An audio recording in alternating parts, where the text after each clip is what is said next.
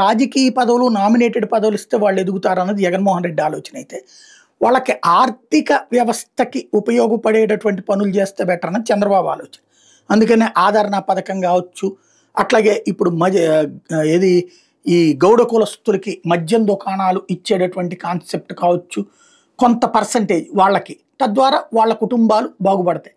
అట్లాగే ఇప్పుడు వడ్డెర్లకి కంకర క్వారీ లీజులు ఇవ్వడానికి రెడీ అవుతున్నారు.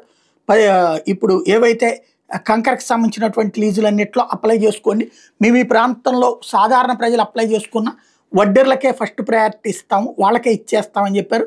అయితే వడ్డెర్ సొసైటీలకు కేటాయించే లీజుల్లో తవ్వి తరలించే రోడ్డు మెటలు, పలక, క్యూబ్స్, కెర్ప్స్ని గనుల శాఖ వసూలు చేసే సేనరేజ్లో ప్రభుత్వం 50% రాయితీ ఇస్తుంది. రాష్ట్రంలో 371 వడ్డెర్ సొసైటీలు ఉన్నాయి. అత్యధికంగా చిత్తూరు జిల్లాలో 140, ఆ తర్వాత పల్నాడులో 72, తిరుపతిలో 47, నంద్యాల జిల్లాలో 37 సొసైటీలు ఉన్నాయి. ఎన్టీఆర్, గుంటూరు, ప్రకాశం, అన్నమయ్య, సత్యసాయి తదితర జిల్లాలో కూడా కొన్ని సొసైటీలు ఉన్నాయి. వాటన్నిటికీ లీజులు కేటాయింపులో ప్రాధాన్యం ఇవ్వబోతున్నారు. 1990 దశకం నుంచి వడ్డెర్ సొసైటీలకు క్వారీ లీజులు కేటాయించే విధానం ఉండేది. అయితే వైసీపీ 2022లో లీజులు కేటాయింపుకి ఈ వేలం విధానం తీసుకురావడం, దీనివల్ల లీజుకు కావాల్సినటువంటి వడ్డెర్ సొసైటీలు ఇతరులతో కలిసి వేలంలో పాల్గొని ఎక్కువ ధర కోట్ చేయాల్సి వచ్చిందట. ఒకవేళ అధిక ధర కోట్ చేయలేకపోతే ఆ వేలంలో ఎవరు అత్యధిక ధర కోట్ చేశారో ఆ మొత్తాన్ని ప్రీమియంగా చెల్లించేందుకు ముందుకు వచ్చే సొసైటీకి లీజు దక్కేది. దీంతో వడ్డెర్ సొసైటీలు లీజు పొందడం కష్టంగా ఉండేది.